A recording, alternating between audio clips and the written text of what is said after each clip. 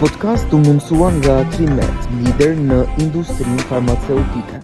Përshëndetje, kemi nderin e madh te ky podcast, kemi një nga mjekët më të mëdhenj të Republikës së Shqipërisë, profesor Krenar Preza.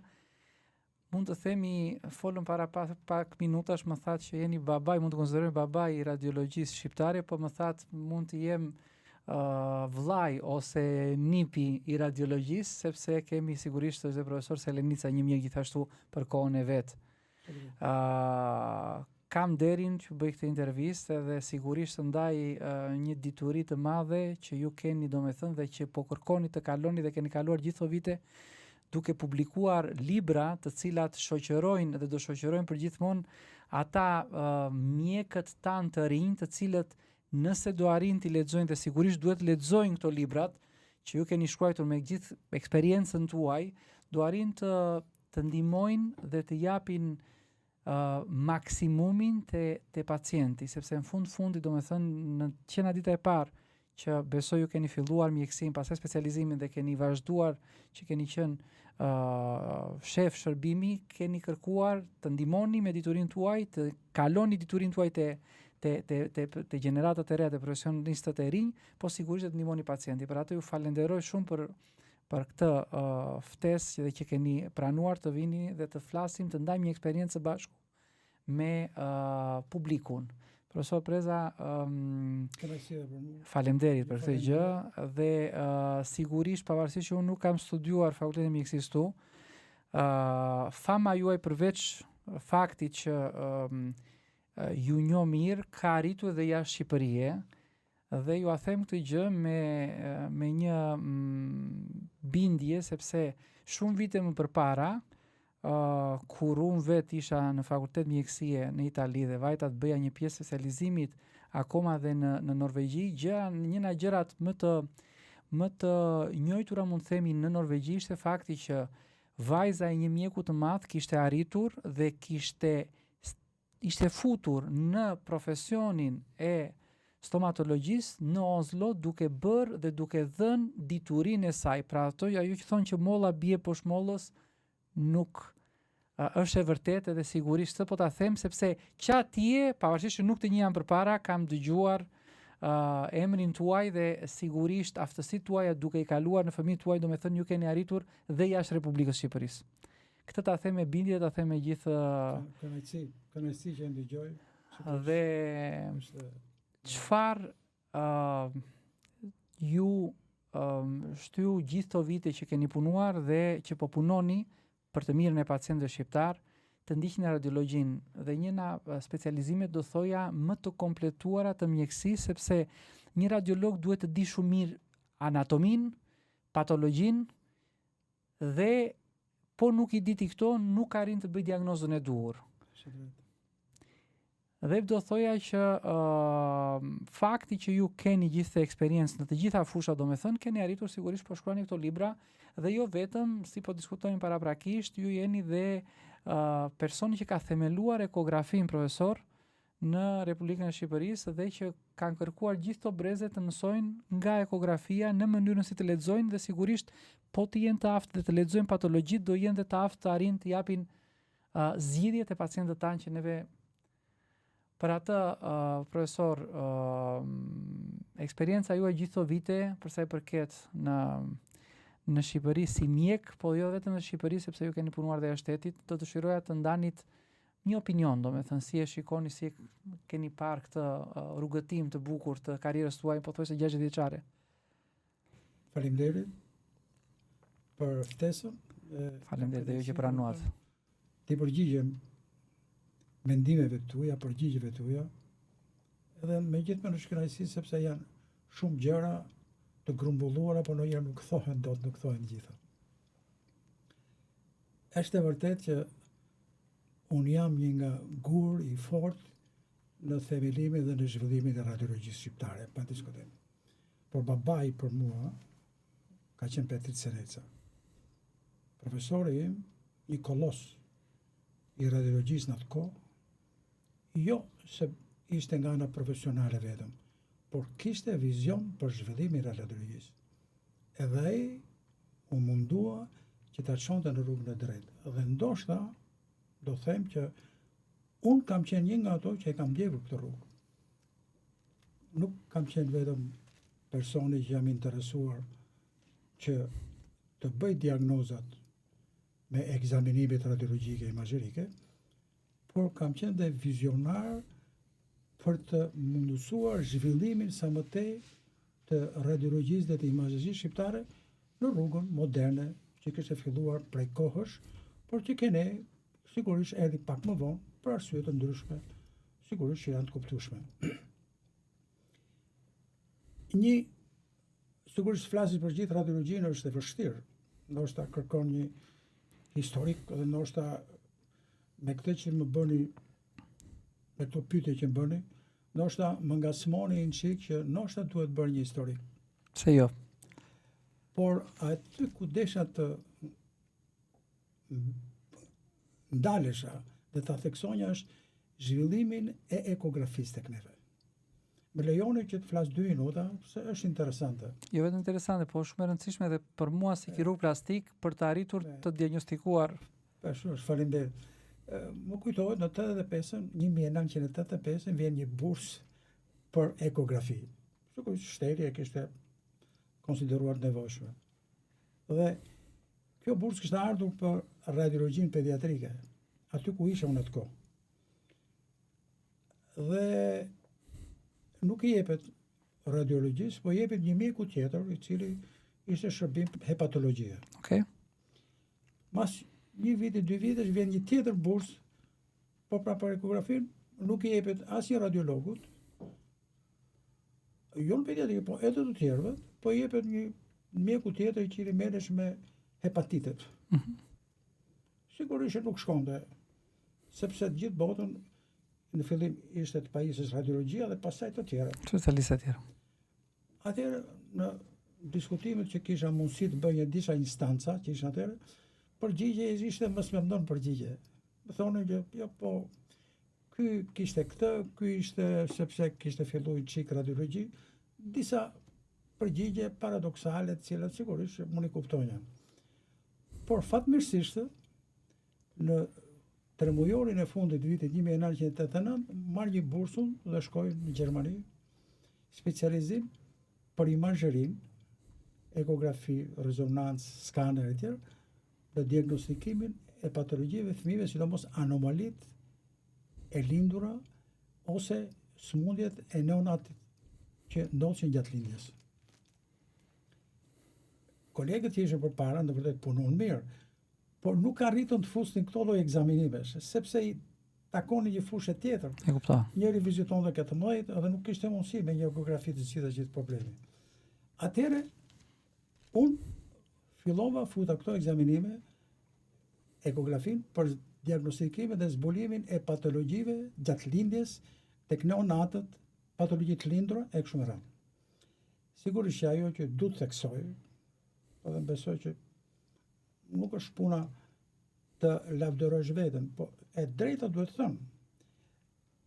Kur unë pata shansin që të bëhem shef i departamentit të imazherisë, të radiologjisë në Fakultetin e Mjekësisë dhe shef i QSUT-s, se tashmë të gjithë spitalet u bashkuan, deri 92 ishin jo të bashkuara. E kuptoj. Ishin veç e veç.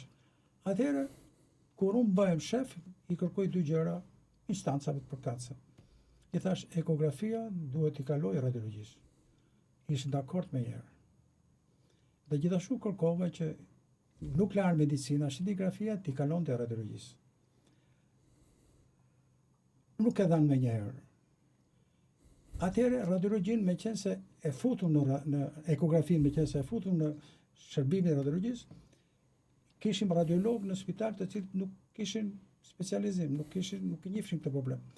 Atëherë krijova një kurs të mbrëmshëm me kolegët që kishin qenë, që kishin mësuar, të cilët u përgjigjen me korrektësi, edhe gjithë kolegët radiolog të spitalit, të QSUT-s tashmë, gjithë spitaleve, që s'kishin bërë dikur ekografi, mësuan për të bërë ekografin, të futen në shërbimin e ekografisë dhe ndihmuan spitalin me diagnoza të ndryshme. Sigurisht që për mua ishte një problem delikat dhe një problem që më ngacmonte që se kisha shumë radiolog në rrethe, që kishin dalë radiolog dhe me mua dhe s'kishin bërë specializim në ekografie. Atëherë me një urdhër të mbrëmshëm të shërbimit, i ftum të gjithë të vinin të bënim me ndërprerje ose pa ndërprerje kurs të ekografisë. Erdhëm dhe them drejt, unë jam i kënaqur se u formua një bërthame madhe, një trup e madhe tashmë ekografistët që shërbim në të gjithë Shqipërinë. Dhe pastaj ata në të Dhe njëjtën. pastaj, meqense në 92 formohet imazheria si departament i veçantë dhe si shërbim spital, atëherë duhesh bërë tashmë një program, dhe programin të drejtën unë e bëra duke bazuar në radiologjinë evropiane dhe bëra një program të gjerë, ku në program futa të gjithë të tush tematikat që përbante edhe Kongresi Evropian i Radiologjisë. Radiologji, pneumologji, ekografi, fibrobronkoskopi, fibrogasoskopi, scintigrafi e kështu me radhë. Por në scintigrafi, sigurisht që neve nuk na e dhanë. Megjithatë unë e futa në program. E kuptova. Po kush na shërbeu në scintigrafi në program? Se s'kishte njëri. Kur unë bëhem shef i radiologjisë, një personit, s'po përmend emra, se s'du të përmend emra, i kishe dalë për të shkuar specializim në scintigrafi. E ndalon të drejtoria. Dhe unë më thot, vjen tek mua, kërkon ndihmë, dhe unë i thesh, do të mundohem, shkojmë në drejtorinë e ministri dhe i themi, në shqyr që po na shkon një person, mos ta ndaloni, dhe të marrë ai scintigrafin, se i përket radiologjisë. Dhe ky person u bë ai që ndihmoi në arsimimin, edukimin e studentave që e specializantë që vishin për shërbimin e radiologjisë, që të mësonin edhe scintigrafin. Dhe më vonë, ky shërbim, kur nuk më pranuan, 2 vjet para se disha në pension, drejtori i spitalit, është gjallë tash, s'po ja përmend emrin, tha Krenarda, arrite thatë që të fusish edhe këtë tashita. Shërbimin e scintigrafisë do ta fusim atje. Faleminderit tash më takon dhe me kohë. Megjithatë, edhe sot që e keni futur, nuk ka problem. Më mirë vonë se kur, sepse lidhet, ballafaqohet me të dhënat e radiologjisë, scintigrafia. Kështu që tash është komplet. Kuptohet që më vonë, sigurisht, unë kam qenë kryesor, se kam qenë shefi, kuptohet, po sigurisht dhe kolegët e tjerë, edhe mendimin e ministrisë, të drejtorisë e tjerë, fillon dhe ekzaminimet e tjera, siç është skaneri, rezonanca magnetike, Profesor, të ndalim angiografia që filluam më parë e kështu me radhë. Domethënë, është një gjë që në të vërtetë kam kënaqësinë ta përmend se nuk du që të kjo histori e cila është e vërtetë. Jo vetëm e vërtet, po dhe fakti që sigurisht studentët e Fakultetit Mjekësisë apo dhe specializantët kur vjen në një bibliotek për të zgjedhur një libër, do kthehen djathtas, do kthehen majtas, librat tuaj do gjejnë vetëm, domethënë tonti, pra kjo gjë ka ndihmuar dhe ndihmon. Ajo që desha të thoja me që u ndalëm. Mendoni se është mit apo është e vërtet fakti që njerëzit shpeshherë nuk bëjnë ekografi ose nuk bëjnë radiografi ose rezonancë magnetike ose skaner për të ndihmuar, domethënë për të dhënë një informacion qoftë edhe të përgjithshëm te pacientët e njerëzit që na shikojnë.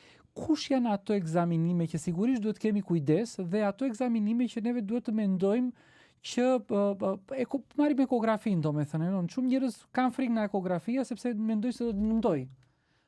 Është ekografia problem shëndetësor për një pacient që do të bëjë një ekzaminim të tillë? Ekzaminimet radiologjike, në të vërtetë ne i quajmë në vendin tonë tashmë imazherike, edhe ai që e ka ndrruar emërtimin kam qenë më pyetën në dekanat, a mendoni që ti ndroni emrin? Të gjithë shërbim, unë thash po, është e arsyeshme. Radiologjia është simbolike, por në të vërtetë përdorim ekzaminime të cilët japin imazhe. Sigurisht. Edhe më mirë ta quajmë imazheri, dhe futëm imazheri. Pra në imazheri futen shumë faktor fizik me të cilët bëhet ekzaminimet. Rrezet rentgen, fushat elektromagnetike, ultratingullit, substancat radioaktive, substancat radioaktive metabolike e kështu me radhë. Sigurisht, të gjitha japin efekte në trupin e njeriu. Disa më shumë, disa më pak. Kuptohet që një nga problemet kryesore është radiologjia, rrezet rentgen. Pa diskutim sot është një, si thoshë, kërkesë edhe Institutit Energjisë Atomike Ndërkombëtare të Vjenës, që të paksohet sa më tepër rrezatimin që merret nga ekzaminimit radiologjike. Unë e kam përmendur gjithmonë edhe me kolegët e mi. Rrezatimi röntgen është një mikrobombë atomike. Duhet ta përdorish sipas të gjitha kriterëve që jep shkenca fizike për këto probleme. Pra, duhet ta përdorish kur duhet, mos ta përdorish me mas kot, mos të përdoret të zgjatet ekzaminimi kot, mos të kërkohet kot e kështu me radhë. Për arsye se ka dëmtime të cilat janë fizike, kimike dhe biologjike, duke dhënë ndryshime mutacione ndonjëherë. Por aman, ashtu siç duke e përdorur ne ruajmë veten tonë, ka mënyra se si mbrohemi, ashtu e duhet mbrojmë dhe pacientin. Ta kufizojmë fushën që rrezatimit, ta bëjmë sa më shpejt, dhe sigurisht sot me futjen e aparaturave të reja digjitale e tjerë, kjo ka një përmirësim të madh se doza që merr pacienti është shumë e ulët. Por gjithmonë duhet jemi të kujdesshëm. Mos përdorim ekzaminime kot. Ekzaminimi duhet përdorur me porosi dhe me kërkesë të mjekut, duke e arsyetuar pse e kërkon, për çfarë qëllimi e kërkon, çfarë kërkon nga ekzaminimi. Por jo kot siç ndodh ndonjëherë shpesh, bëj një skandër ti se, po skandëri mund të marrë 10 deri 100 herë më tepër rrezatim se ç'merr një grafi e zakonshme. E vërtet. Pra duhet që. Kurse ekografia është ekzaminim shumë i fisëm, ta quajmë kështu. Jo se s'ka edhe ai efekte, por efektet janë të pafërshitshme.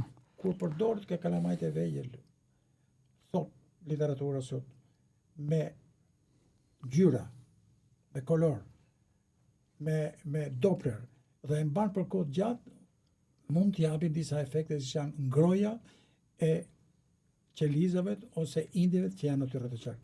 Pra duhet të përdorim në mënyrë të kurse ekzaminime të tjera rezonanca magnetike deri më sot është ky është një temë shumë e gjerë. Unë kam trajtuar këto në librat që kam bërë për studentat edhe për të tjerë, por shkurtimisht konsiderohet sot e padëmshme. Nuk jep dëmtime, por në të vërtetë jep dëmtime. Pse? Se nuk thon kot. Duhet gjatë vitit, një viti të bëhen vetëm 2 rezonanca të kokës. Se ka diçka.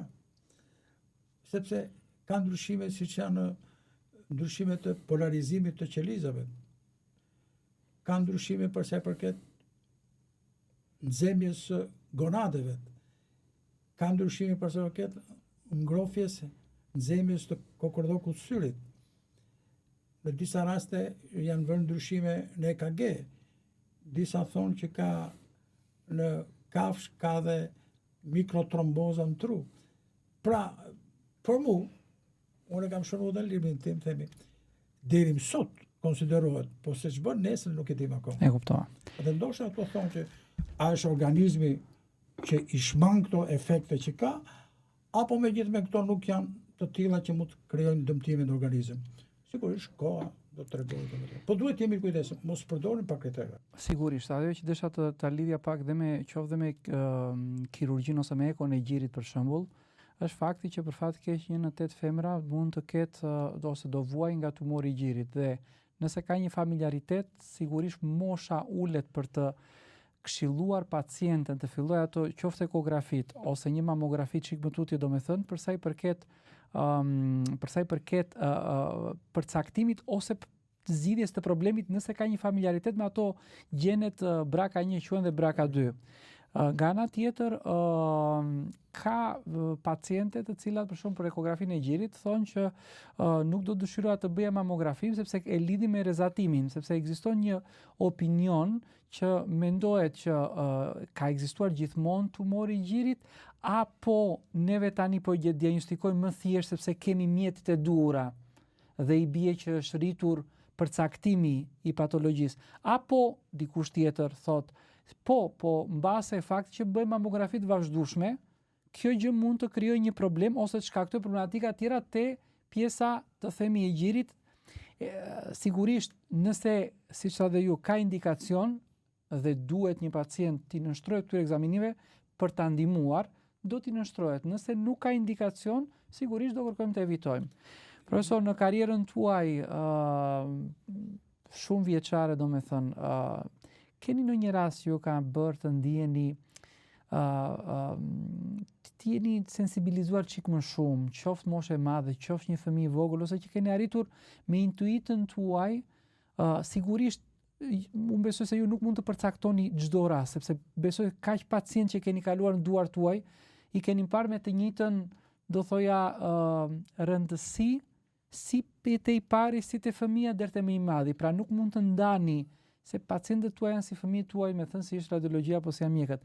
Po në një rast i veçantë që intuita juaj në atë moment, ose mbas edhe jo sot ekzaminimet kanë avancuar shumë, por ju keni qenë mjek në kohë të cilat mbase duhet ishit më shumë mjek dhe të përdorni më pak ekzaminime për të arritur të bëni një diagnostikim. Dhe këtu tregohet aftësia e një mjeku, kur nuk ka mundësinë të arrijë të kuptojë që të zgjidhë një problem. Nëse mund të keni një ide ose një eksperiencë, domethënë tonë që të vinë në mend në këtë moment, domethënë që ju keni bërë diferencën, do themi, me eksperiencën tuaj. Sigurisht është një pyetje që ka shumë përgjigje brenda. Duhet me kujdesin çik se është një pyetje sikur duke u përgjigjur kalon në vetë lavdërim, nuk para kam qejf këtë gjë. Por aman është e vërtet kjo që unë kam një kënaqësi gjithmonë kur bëj diagnoza që të tjerëve ju ka shpëtuar. Kjo më jep kënaqësi. Do të përmend një rast, po jo me emra. Okej. Se ka një diçka radiologjie shumë interesante. Goethe, njeriu i madh gjerman, thot, ne shohim ato që dim. Ne shohim ato që dim. Ti po nuk e dite, nuk ashtu. E dyta, shpeshherë radiologjinë e kanë anashkaluar shefa shërbimesh ndryshme, duke treguar që edhe ato e njohin problemin. Por syri radiologët është syri radiologu. Ai shef me një program caktuar, shef me një nomenklaturë caktuar, nuk shef si të tjerët. Marr një grafi, ka një gjë kështu. Për shembull, që të bësh një kancer në një grafi të zakonshme, duhet të shikosh 256 elemente. Gjë asnjë nuk e shikon. Kush ishte një nga këto? I dite, shkoj për të interesuar një pacient në një nga shërbimet, që kishte dhimbje të mëdha në kolon vertebrale, ishte operu, nuk kishte dalë aq mirë, po diskutoni me kolegët, edhe njëri nga ato shefat më thotë, di si është puna krenar, thotë, kisha dhe mik, sigurisht, mik. Kam një rast, thotë, që do futemi nesër për operacion, është dhe njeriu im, po nuk e di, do futemi pa ditur gjë. Po ç'është kjo tash? Po më tregoj një grafi tash. Më bën një grafi. Tash, përgjigjet janë si deklandrim, po me qenë se më pyetën dhe këtë do të them, por shumë ka shumë panumër ta. Shumë. Po kjo është sarkome, kjo është sarkom kanceri i sakrumit. Shita. Po jo dhe kjo është agaz këtu. Si gaz është, kjo është sarkome, mund të tregoni. Krenarët, po ne kemi pa me filanin, kemi 6 muaj që e ndjekim. Po se ka parë syri radiologët. Ai vetë thon. Po tha, syri radiologët është syri radiologët. Edhe kjo ka mbetur si para atë thash profesor që shumë interesante kjo. Edhe pra ne duhet domethënë ta vlerësosh tamam si duhet, por juve kur fillu diskutimi ose pyetjet, tha gjë të bukur që duhet dish dhe radiologji, duhet dish dhe patologji, ashtu është po. Si çdo mjek duhet di pak radiologji, çdo specialiteti, por një mjek radiolog duhet di shumë patologji tjera.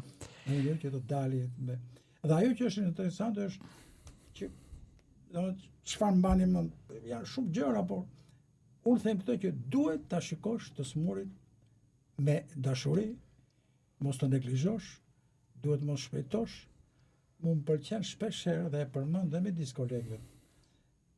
Prap duke folur për mjekësinë, Goethe ka një shprehje të bukur, e përmend se më pëlqen shumë dhe është smundja jonë, thotë, është një mister, por që lukundet me neglizhencës dhe nxitimit.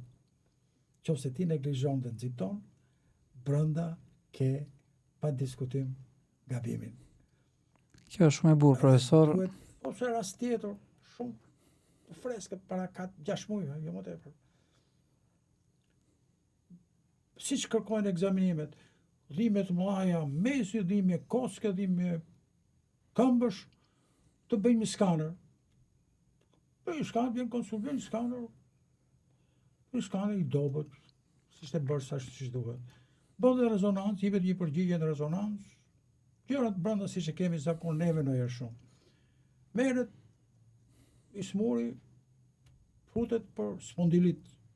Mjekohet, bëhet me antibiotikë. Vjen një konsult, më thot, kam qef ta konsultoj sepse e njifsha dhe personi atë. Po ke bërë një grafiti? Jo, s'kam bërë grafiti. Po ky ekzaminim nuk vlen, ky është i dobët dhe ky nuk ta kanë thënë, jo, s'ma kanë thënë. Po ke bërë grafiti, po kam një grafi, po e kam në shtëpi. Po mi bjerë një grafi, bëjmë dhe një grafi tjetër. Shikojt ato ekzaminimet, nuk shkoni për atë punë që kishe. Dhe i themi, më vjen keq dhe po ky është kancer i kockave. Dhe ti duhet kërkosh në legendin e kockës, në ala osis ili, kështë destruksionet shumëta. Dhe shiko, këtë është diçka kanceroze me tasas. Pra, duhet i smuri shikohet me kujdes, duhet i smuri shikohet kompleks, duhet kur diskutohet dhe diagностikohet, bëhet një konsult me mjekëve, jo se cili të marri opinion e vetë. E vetë që unë e diagnostikoj. Kjo është një këshill shumë e bukur, mund të themi për gjeneratat e reja të mjekëve, të cilët sigurisht duhet të lexojnë, duhet të kërkojnë të konsultojnë, sepse nuk mund t'i dish të gjitha në mjekësi dhe duhet të vesh te specialisti përkatës për sa i përket informacionit të dur. Duke mos harruar atë thelbësoren e cila është fakti që neve duhet të kurojmë pacientin. Profesor, unë do dëshiroja t'ju falenderoja për eksperiencën tuaj dhe për këto informacione dhe do kërkoja dhe do thoja që radiologjia është jo vetëm kryesore në fakultetin e mjekësisë për gjithë studentët e mjekësisë, por shumë e rëndësishme, domethënë dhe çdo mjek radiolog duhet të ketë diturinë e dur, të ketë lexuar për të dhënë informacioni mjekësor sa më të shpejt te pacienti. Dhe kush më mirë domethënë e kupton, ne kemi një legjendë e cila është akoma midis nesh, edhe pse jo mos të kërkoj edhe një informacion për jush, se pak legjenda kanë mbetur që kanë akoma informacion, edhe ju falenderoj për faktin që pranuat ftesën dhe që erdhët në këtë podcast, dhe shpresoj që të takohemi me thënë dhe në njërë tjetër për të ndarë eksperiencat e tuaja në fushën e mjekësisë dhe të radiologjisë shqiptare. Falenderoj unë. Sigurisht të përgëdhelin fjalë legjendë e tjera, por unë ndonjëherë kam qef si të përmend Hajnen.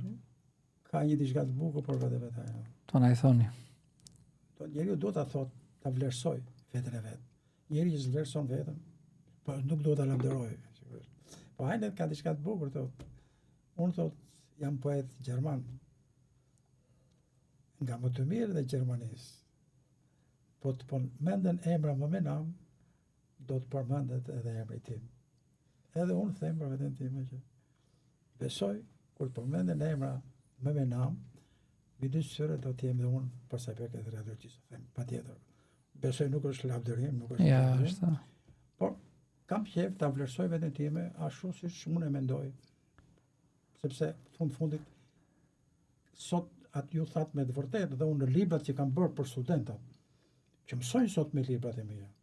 Kam futur edhe klinik, kam futur edhe anatom patologji pak, kam futur edhe mënyrë ekzaminimi në mënyrë që të dalë libri ashtu siç duhet, që ai që merr lexon të përfitojë sa më tepër. Dhe mos të lodhet dhe lexoj në mënyrë të bukur. Falenderoj profesor Krenar Preza, falenderoj edhe Trimedi që na mundson këtë intervistë dhe ju falenderoj për gjithçka. Faleminderit. Ishte kënaqësi dhe për mua. Patjetër që do të takohemi prapë. Faleminderit profesor. Faleminderit.